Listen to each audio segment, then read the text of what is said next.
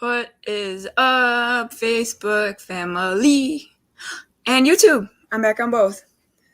So, yes, I'm going through my stuff, and what's funny is that somebody posted the other day when you're like cleaning and you find like random shit that you get caught up in. I would like to show you my BCGs. These are our workout glasses that we had in the military before they got the cool shit. So yes, they're called BCGs. They're called birth control glasses because nobody wanted you. So I found these sexy little beastly things. These are what they issued us to work out in. Needless to say, I did not wear these ever. I think like 3 times, and then I was like, screw it. I still have the case. Yay. God, they really did us wrong, guys. I got my Hush the Inner Bully shirt from Sean. Yes, buy it. It's good. It'll remind you to silence that inner voice that's telling you that you don't love yourself, because you should. Okay, so I had Brian ask me earlier any parenting tips before he has children. And I did write an ebook called, I don't even know what it's called. I wrote it so long ago. Just kind of offering tips and suggestions on how to create the relationship that you want with your children. Like I posted yesterday, I think as a parent, there is a difference between being like the cool parent and being, the one that kids always want to hang around, and then being the parent that all the kids can go to. And I'm sure there's a mixture of both. I'm definitely not like the cool parent. I don't think I'm the cool. Am I the cool parent? Yes. I'm the You're asking a dumb question. Because I don't think I'm the cool parent. I'm about to hit you with this cookie. Why am I the cool parent? Because you actually understand our shit. And you're not as much of a parent anymore. Or should I say worrier? I'm sorry, excuse you? I was never a Karen. You're a worrier. I was a worrier. I wasn't a Karen. That's why I corrected it. I was a worrier. Actually, I was an overprotector when my kids were young. I kind of forgot what it was like to be young at like 12 and 13. So the first time they actually left the house, they were like 7th and 8th grade. So I guess I'm the cool mom. That's fun. So the way I grew up, I really wanted to have a different bond with my kids than I had. And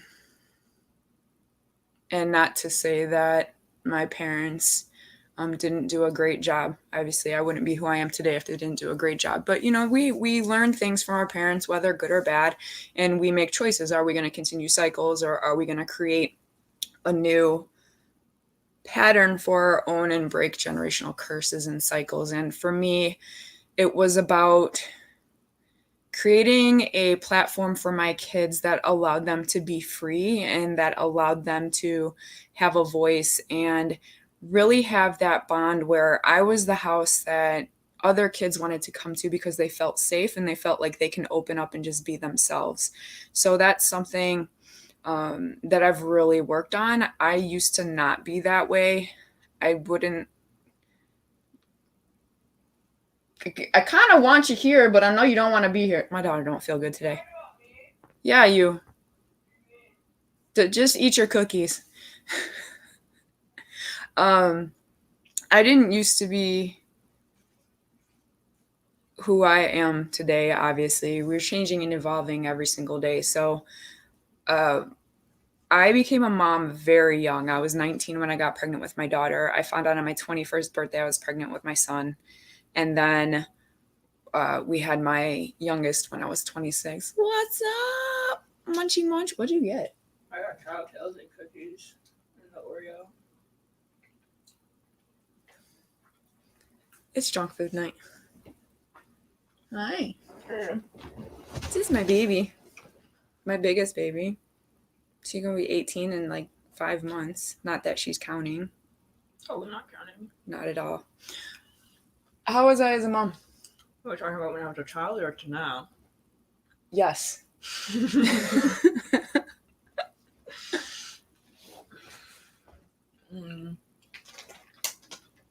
Let's just say my mom always said kids don't come with handbooks, and we always do the best that we know and we can. Now the key is to continue to evolve and transform and implement, and I think that's where I've gotten really strong.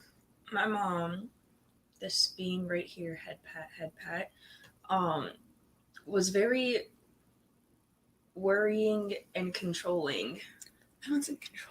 That is such bull. I was overprotective. Controlling. Overprotective. Controlling. Overprotective. Controlling. What you I mean? think I had 1 or 2 sleepovers growing up. One. No. The one didn't count. Jaden was being born. That was a forced sleepover. That still counts because that was the That only was a- time I got to leave the damn house. That was a babysitting. It was a babysitting sleepover, and I came home with sand in my hair, and she was pissed. Yes. Well, hello. Yeah, it's curly. Any parent of a child with this Ow. hair Hello. is gonna be pissed with sand all up in the curls and the scalp after you just washed your head and braided it. She's looking at me for I don't do this. And then my second sleepover, I was there, and that was cool, I guess. How old were you? I didn't even make it to junior. It was junior high, like right before we moved. Junior high, this kid had her like second sleepover, guys. That's how it was really bad with her controlling and trying to look over us. was overprotective. That when we had to bike her. Okay, so our apartment complex, right? It was like this long little strip, and then you had like a little street thing, and then like another little sidewalk street thing, and then like the parking lot with the little park, right? We lived in the back, so we had the patio in the back, patio in the front. She said, if I cannot see you from the back patio or the front patio, you're coming back inside. Yes, I did. Eventually, she stopped checking so quickly. I got smart with the times, and I would bike my little self all the way to McDonald's She's and my Walgreens. badass. Yeah, she didn't know about this until like Until the other day Yeah. that she was skipping out on me. Yeah, I started timing it.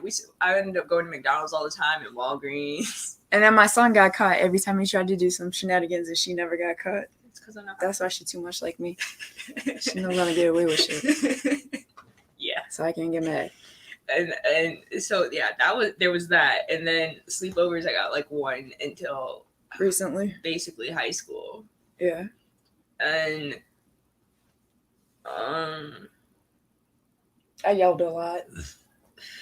Oh, I brushed my teeth today. That's just candy. That wasn't even in your face. Stop being extra.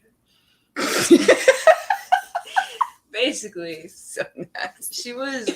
she yelled, but she doesn't yell now, but she used to yell, but at the same time, it wasn't mainly her that yelled. She just kind of sat back and observed.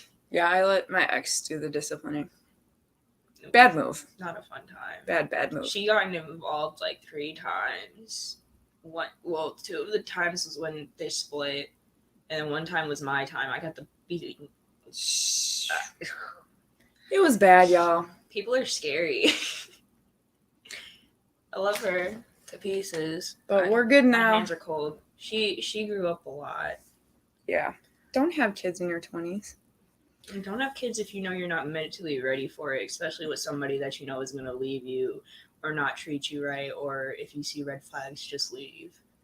Find a way to leave. She's 17, by the way. I haven't taught her good at all. Find coworkers or something. I don't know. It's just if your friends are telling you, hey, oh, this is toxic or something, and they're peeping it before you, just listen. They're peeping it. They're noticing it. Yeah, thank you. Sorry. Some of us are old, okay? I'm tired still. You're peeping it. if they notice it before you do, just take it into consideration. Most of the time, people are looking out for you, not just jealous of your relationship. That sounds so childish. But it's there a lot. So what's transformed the most? What do you think? So I had somebody ask me what was any parenting tips or like keys that what are like the high points for you now within like the last 5 years? You don't cut us off. A what? You don't cut us off. She listens now. She used to just be like, no, this is what I said, this is that, or like, no, this is what I remember it being like, so that's it. So she listens now. Basically, it was my way, the highway. I kind of grew up where it was, how do you say, out of sight, out of mind, or children are meant to be seen, not heard. Mm-hmm. So that's kind of how they grew up when they were younger. Kind of. Okay, that is how they grew up when they were younger. But when we left, that all started transforming. It took a while for us children to get used to it. Yeah, they were like, "Who are you?" We didn't trust it. Don't trust the system. What else?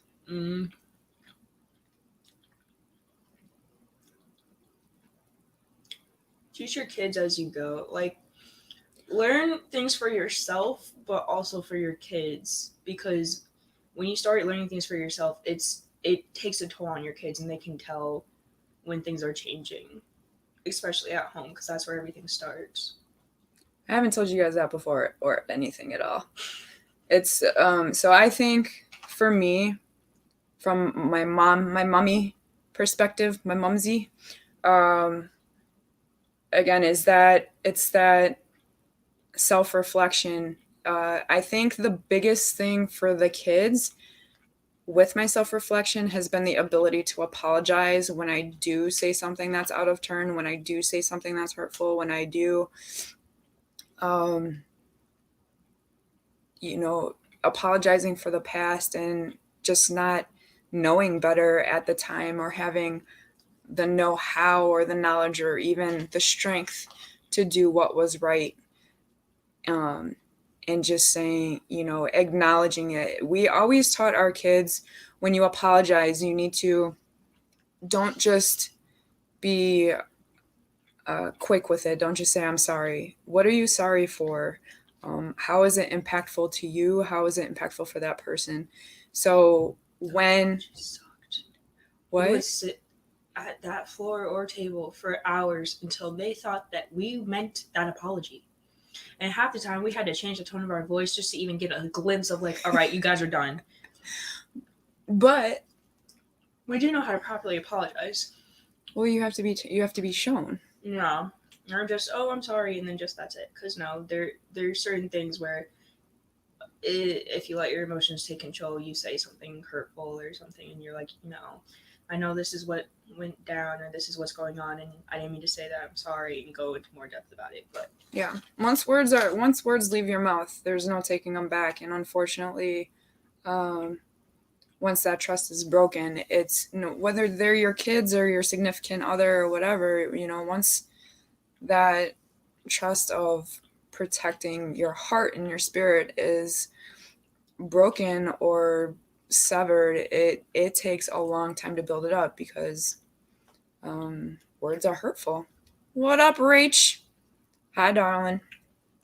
So I think for me, it started with acknowledging the past. It started with fully and truly apologizing for not knowing better, for not being strong enough, for acknowledging where I was wrong as a parent. Definitely, by all means, was not a saint. I think I am now, though. Don't get ahead of yourself. You love me. I never said I didn't. I just said don't get ahead of yourself. I'm an angel now. With the devil horns, yeah. Yeah. Devil is an angel. Hello. He's a fallen angel. Is he still an angel? Yes or no? Did you get his angel wings back in Lucifer? Okay. Is he an angel? Yes or no? Okay, thank you. Point being, nobody's going to be 100% perfect. Everybody has their downfalls. Jazzy is eating. I'm eating double chocolate mini cookies. She's not craving chocolate at all for any reason at all. Shut up, Rachel. I am an angel. So yeah, I think acknowledging, and I think where the kids struggle with the where you going? It's my end for the live section. All right, she's leaving me.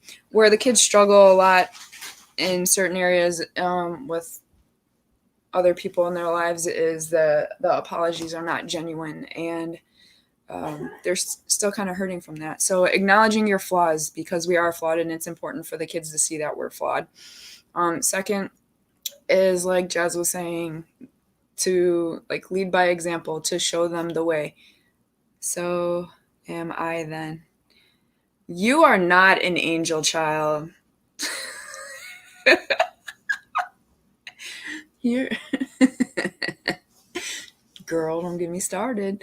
You know, as I've done this growth and self-development and starting all these journeys of transition, I've been teaching them along the way. You know, as soon as I learn something, we implement it immediately, and they see how hard I work. They see I work 2 jobs. They see I'm working on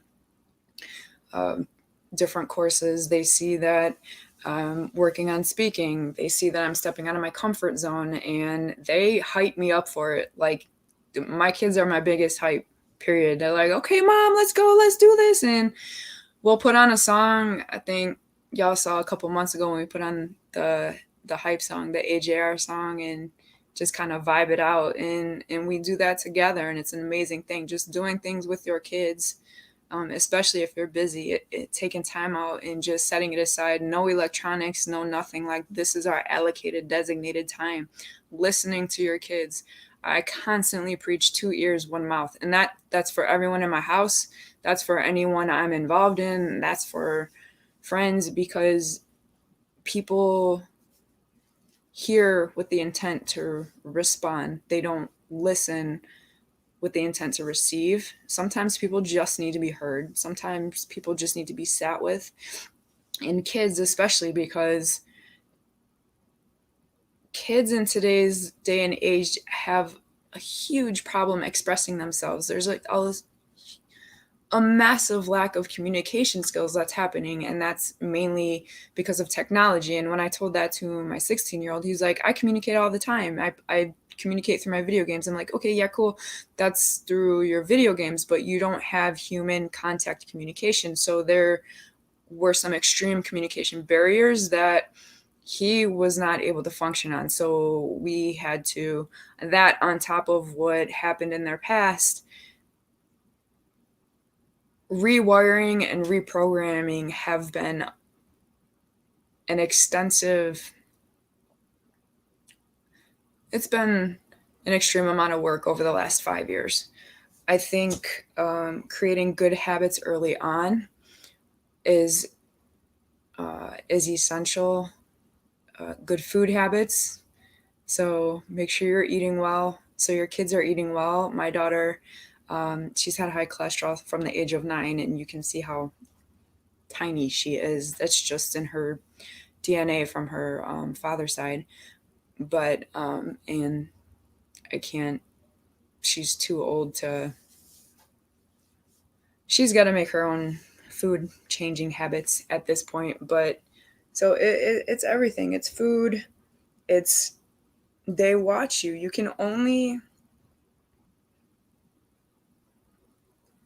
tell them to do something all day long, but if you're showing them what to do by your own behavior and your own actions, they're going to catch on so freaking fast. So my tips and my tidbits would be: own your mistakes as a parent. Educate your kids what the outside public school system is not going to educate them on, such as taxes, building platforms, having an open mind, having an entrepreneur mindset. Challenge your kids to grow in every way, shape, and form, and allow them that platform. When my son told me he wanted to be a professional gamer, he was 12 years old, and I shut him down instantly. And once it was that following year, I had done like 2 conferences, and I sat down with him and I said, tell me about this and tell me what your goal is with this and what this looks like for you to reach your goal. And now he's 16 and he's a semi-professional gamer, and he's looking at colleges who have e-game teams, whatever that is, and he's in all AP classes. I couldn't help the kid with the homework if my life depended on it. I'd I'd be like that Kevin Hart thing, like with the pencils, and you have one and it's 11. I don't know. I wouldn't be able to do it. He can do that. Just support them. Learn how to laugh, because there is nothing. Okay, sit with a computer that keeps glitching out, and you're in the middle of an important report and then it just wipes everything clean. If you can be patient with that, you might potentially be able to be patient with a child. People think, I'm gonna have a baby, but they don't think like past year 2.5 when they start wilding out. That's important. You need to know these things. Um, Always keep a spare diaper bag in the car, ready to go at all times. I learned that the hard way.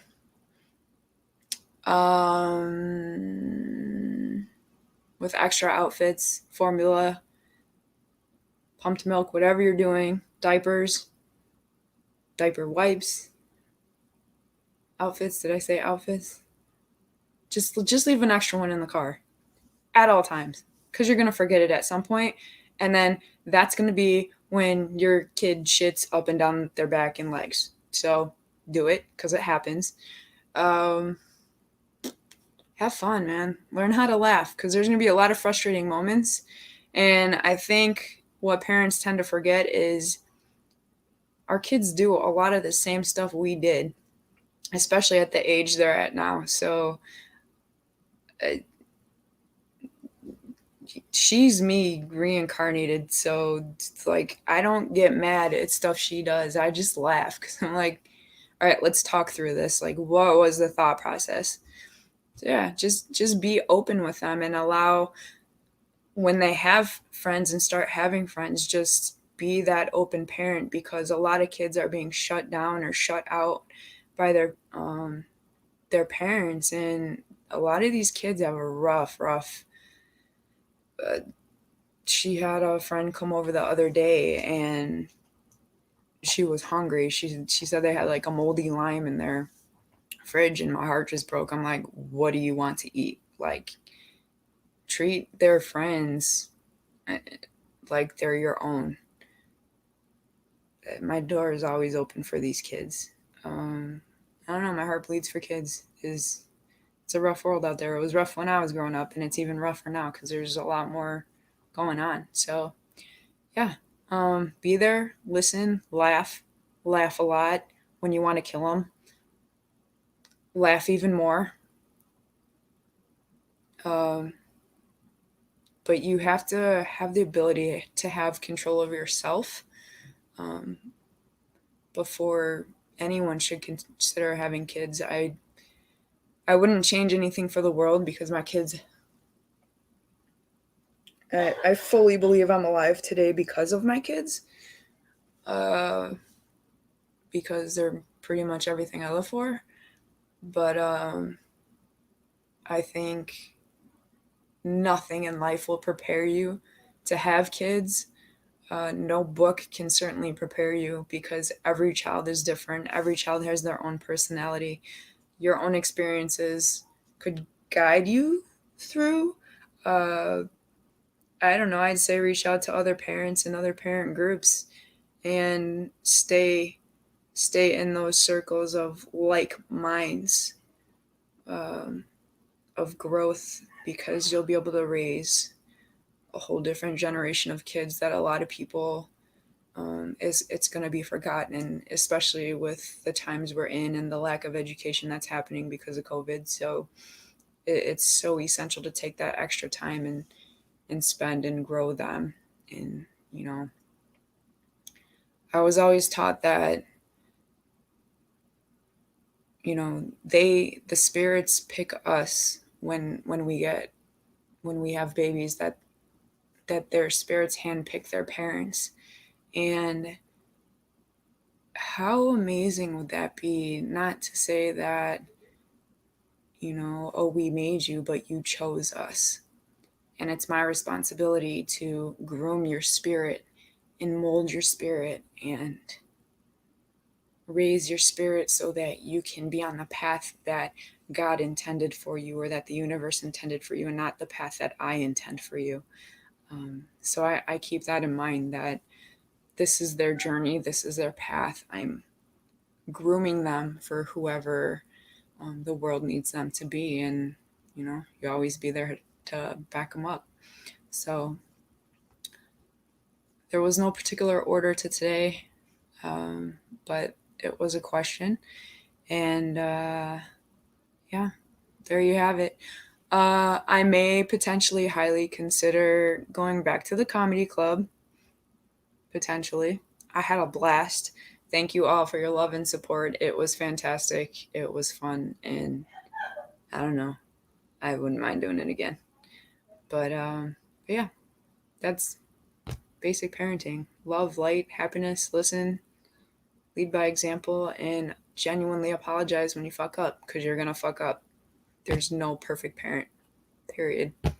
So there you have it. Have an amazing Saturday night. Love y'all.